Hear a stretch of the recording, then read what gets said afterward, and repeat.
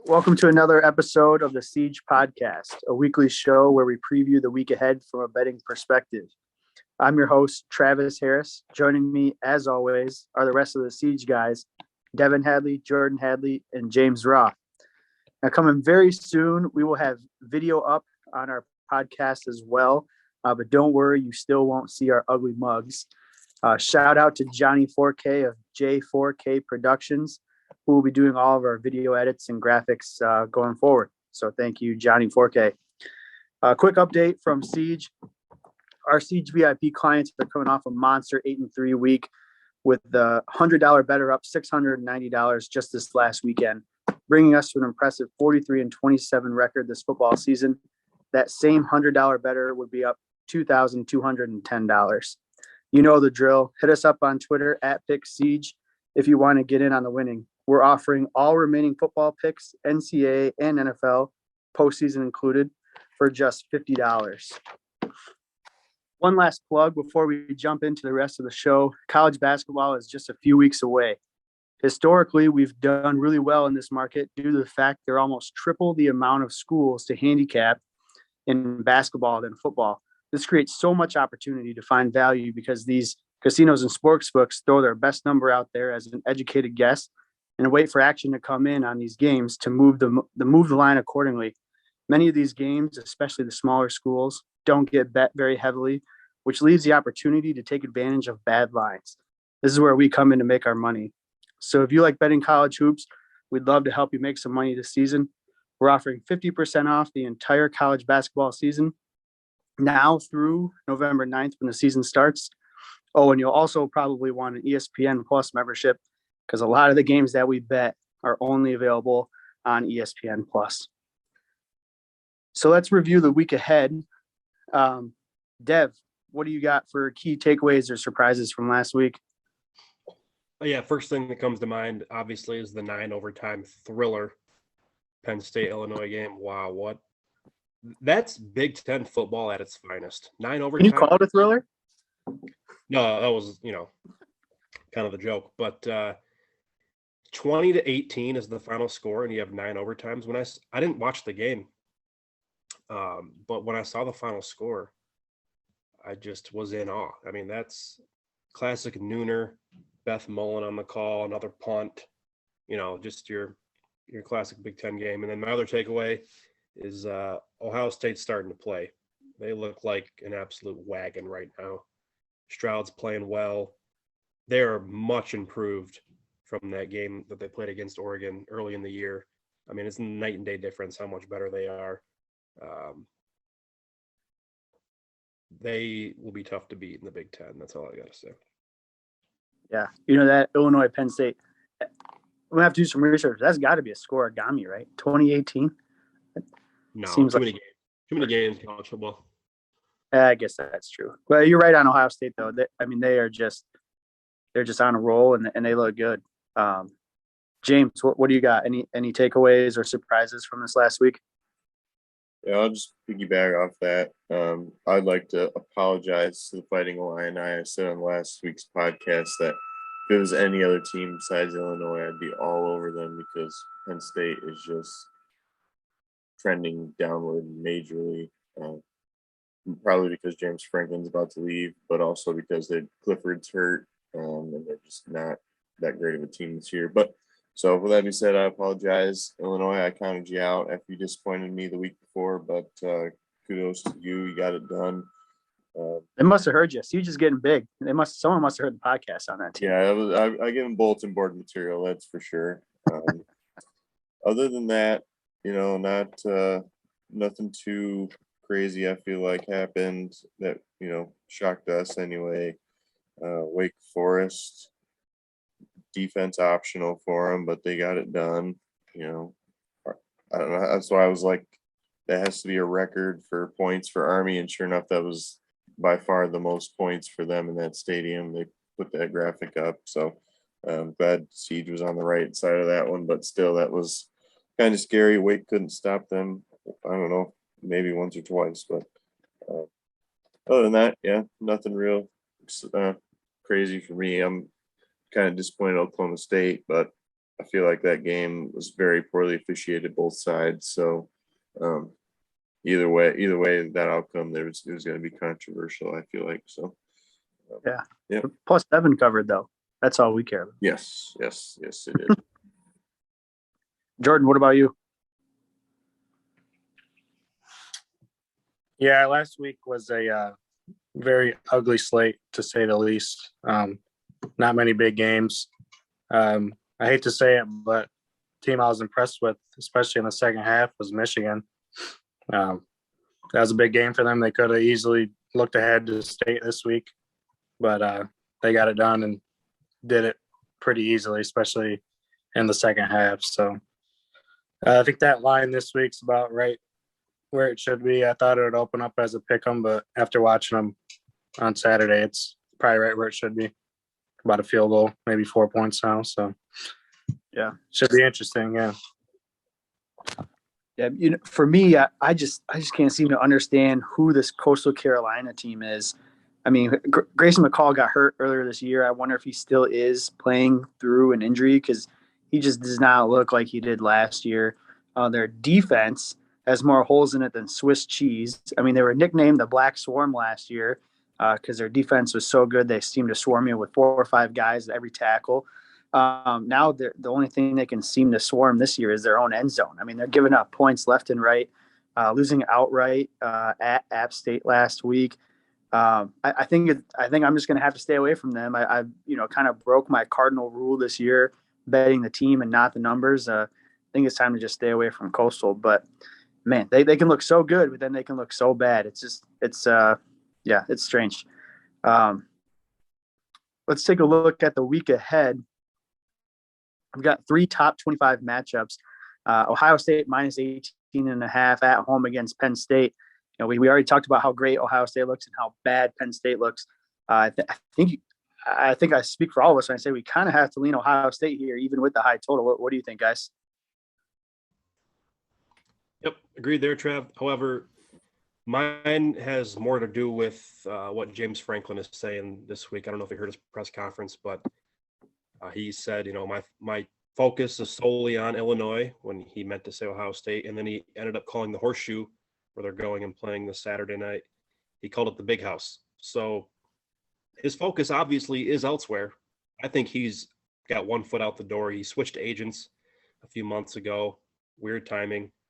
LSU or USC is where he will be next year. I will bet big money on that if I could. Hopefully for us Michigan State fans, he's going to LSU. The other game, Auburn minus 2.5 at home against Ole Miss. I know one of you had a play in this game. What are your thoughts here, quick?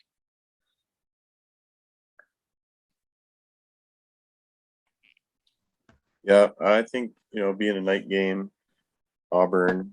I think Bo Nix adds to his resume there. It's been up and down for him, I would say, but coming off a bye week, I think they're very much going to be prepped for this game being a night game. Ole Miss kind of looked a little, I don't know, shaky last week against LSU. That with a team whose coach is there but not there. So I don't know. I just feel like this is a spot where Auburn turns it up a notch at home, being a night game, and that number. I mean, it does seem it's almost like it's fishy with only being 2.5. But I don't know how you could pass it up being a night game. So. Mm-hmm. Yeah, no, I couldn't agree more.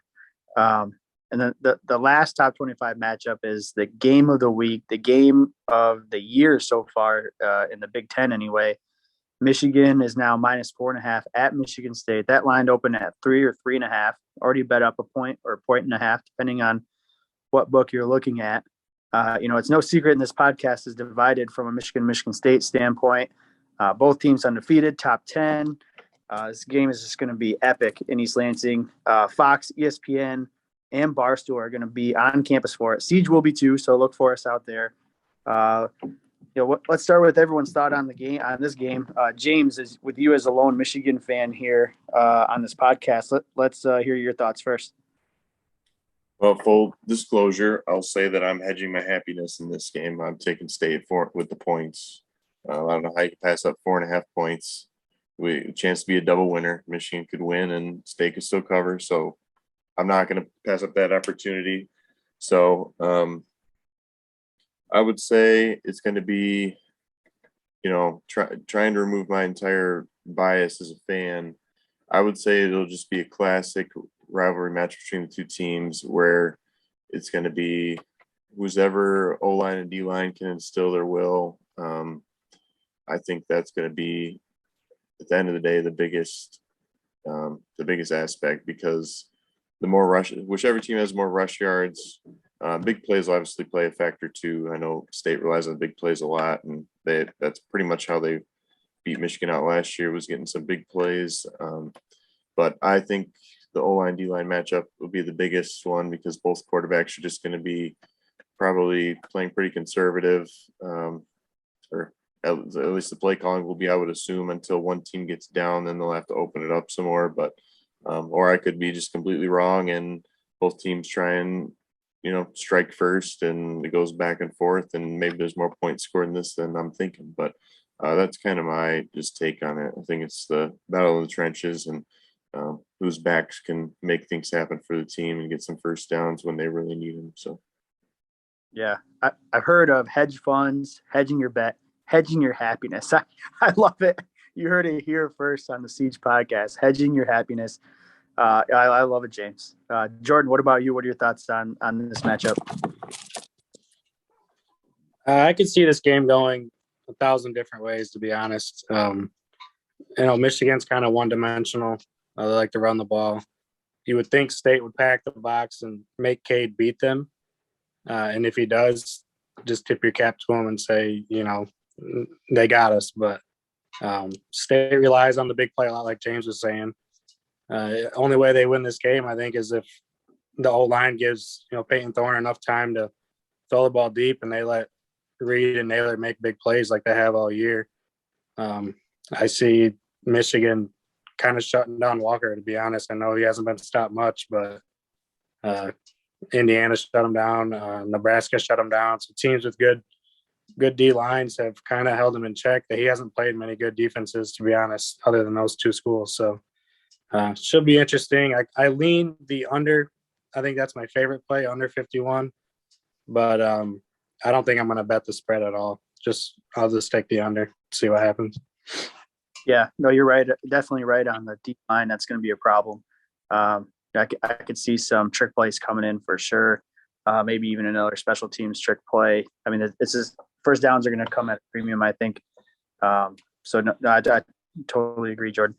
Dev, what about you? What are your thoughts here? Yeah, from a betting perspective, I would lean the under for sure. That would be the only play that I would even consider. Usually in these rivalry games, a lot of emotion.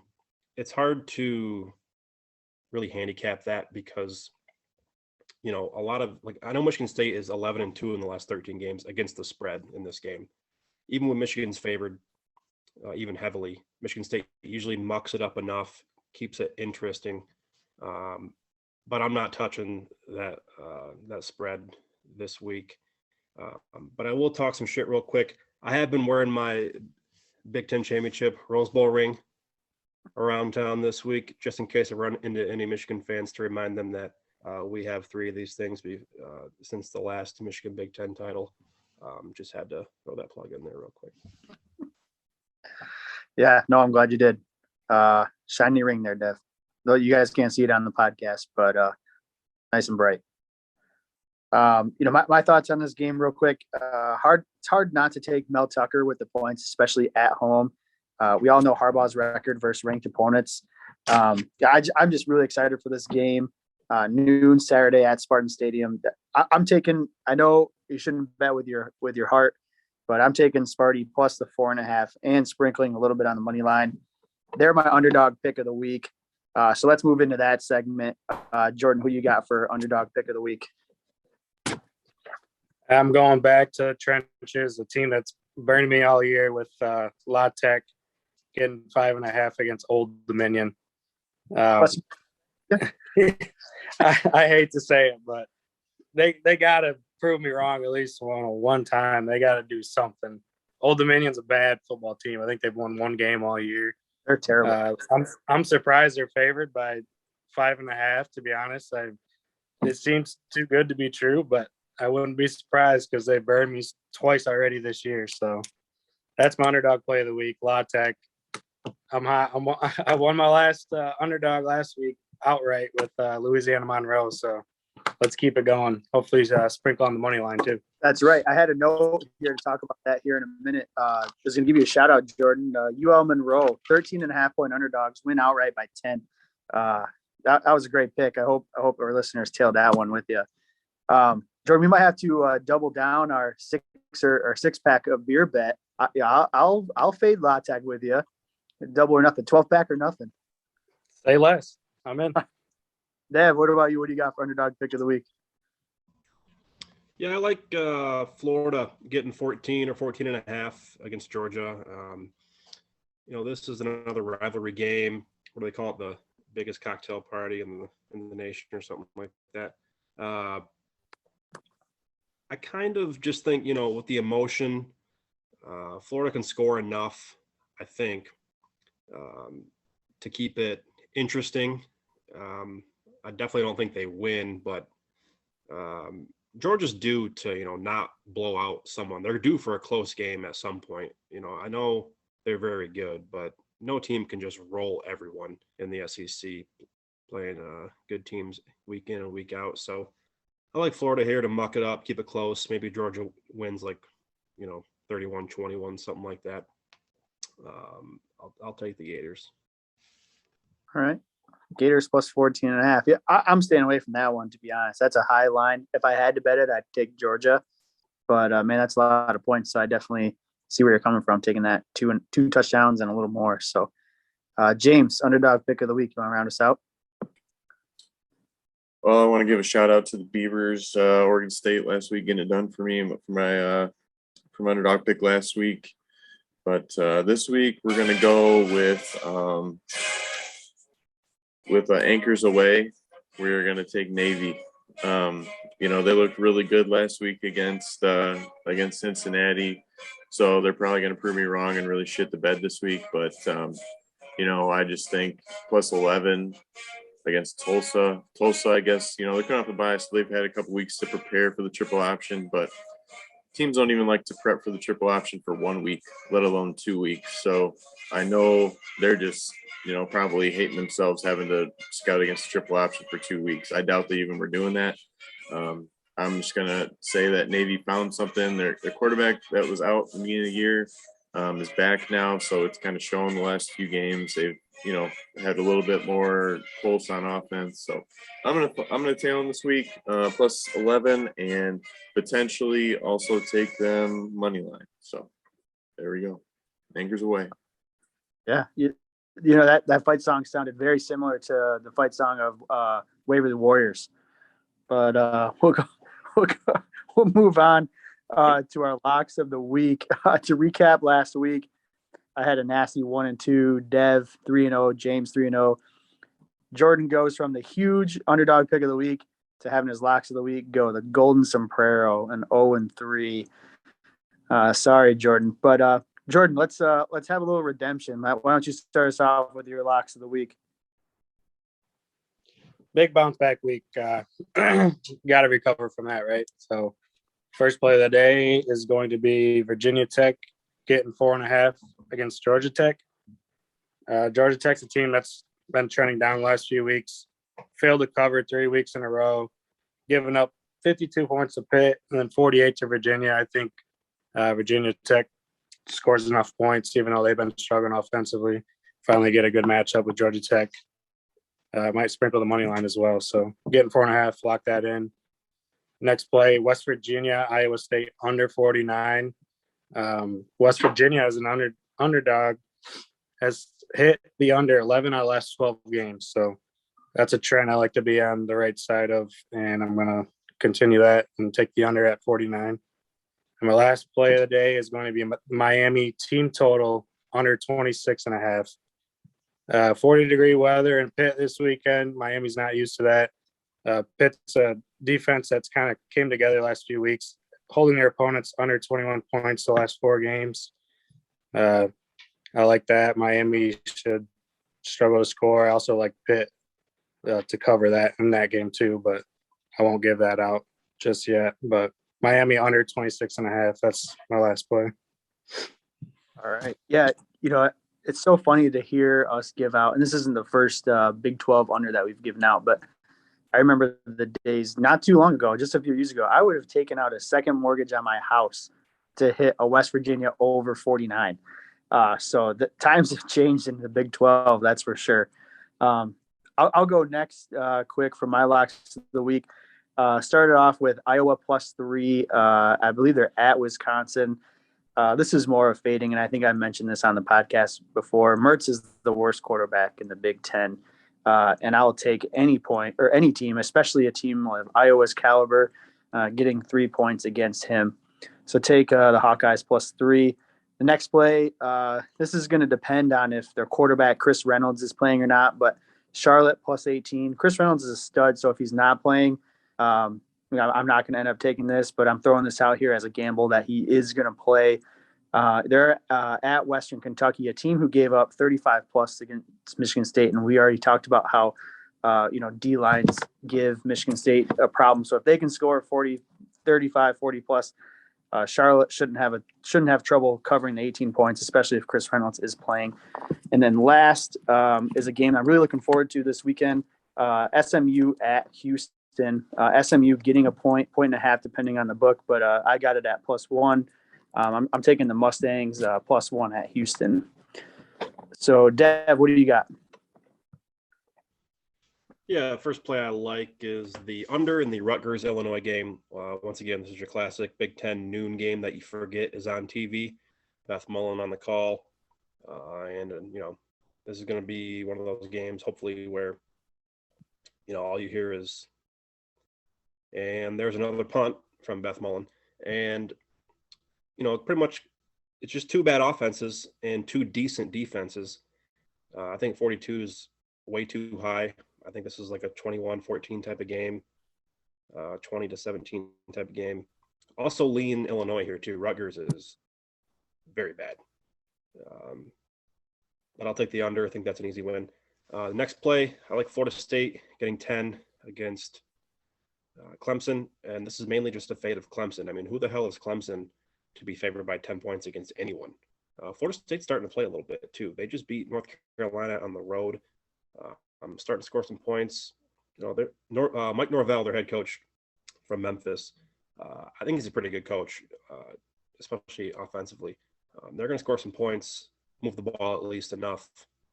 I think they cover that number. And last play, which I absolutely love, is Wake Forest -16.5. Dipping back into that well of Wake Forest.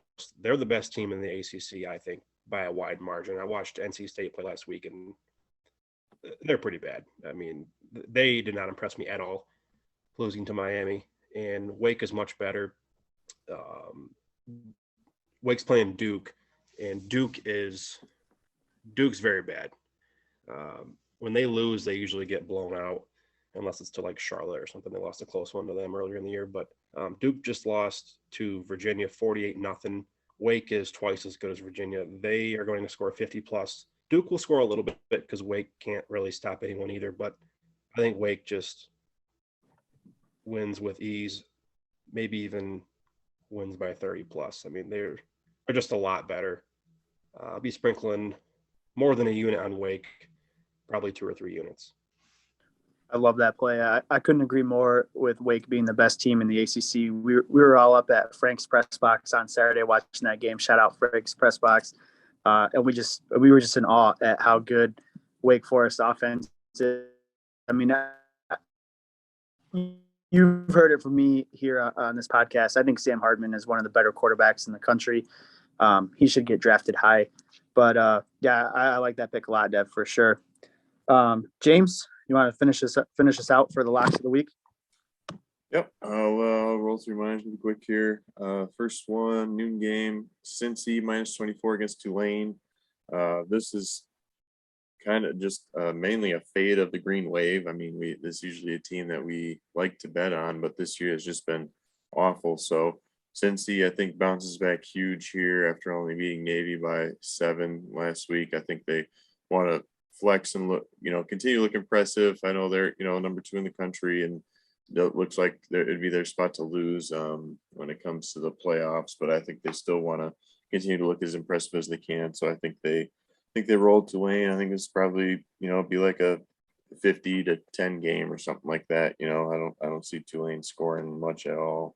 Moving on, I'm going to go down to the night slate. That's where seems to be where a lot of the good value games are. I'm going to roll with Notre Dame -3 again at home against North Carolina.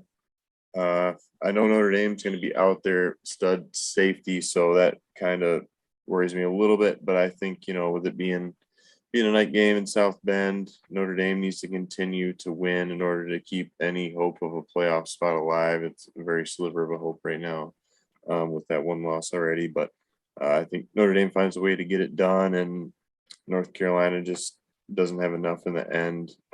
So like Notre Dame in this spot.